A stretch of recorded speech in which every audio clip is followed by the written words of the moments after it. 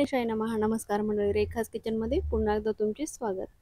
काल कोजागिरी पौर्णिमा होती, त्या निमित्ताने मी मसाला दूध बनवलं होतं. तर म्हणलं चला तुमच्यासोबत पण शेअर करूयात. तर इथे मी घेतलेलं आहे अर्धा लिटर गोकुळ स्पेशल दूध आणि ड्रायफ्रुट्स.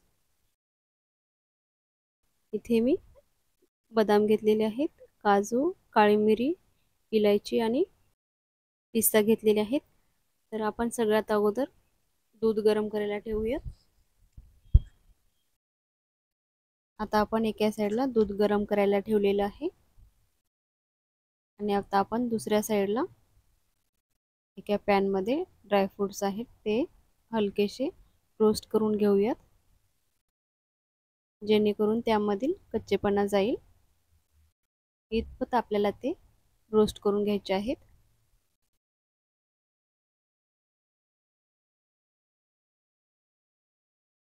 तर अगदी स्लो गॅसवरती आपल्याला हे 3-4 मिनिटं रोस्ट करून घ्यायचे आहेत. आणि एका साईडला दूध पण उकळत आहे.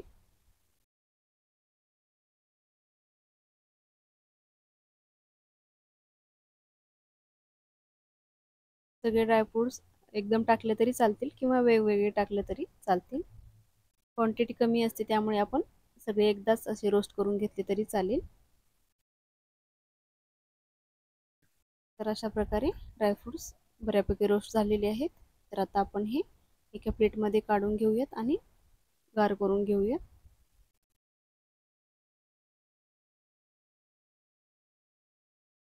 आणि हे गार झाल्यानंतर आपण एका मिक्सरच्या भांड्यामध्ये वाटून घेणार आहोत.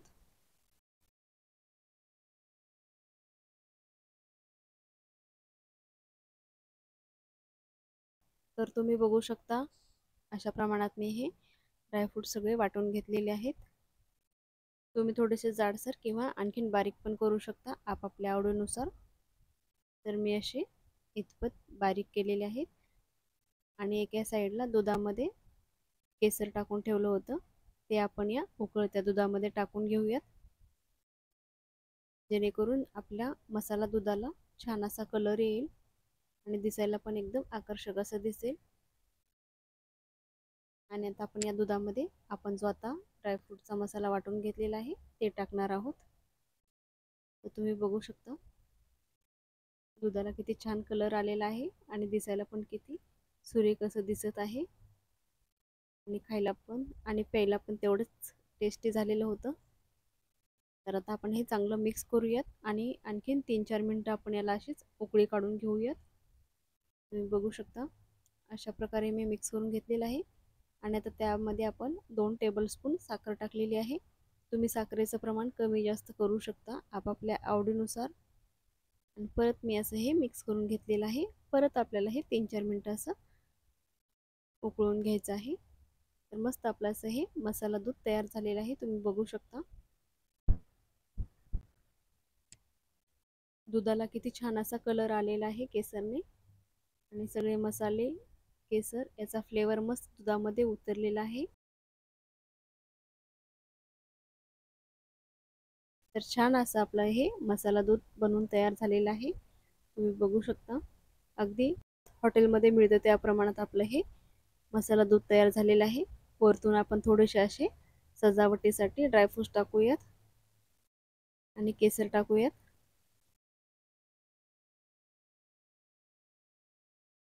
तर मस्त असं हे तुम्ही पण नक्की ट्राय करा घरच्या घरी मसाला दूध.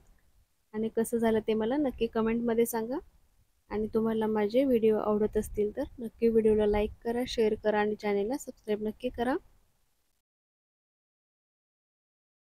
तर मग भेटूयात पुन्हा अशाच एका नवीन आणि छान छान रेसिपी सोबत. तोपर्यंत धन्यवाद. श्री स्वामी समर्थ.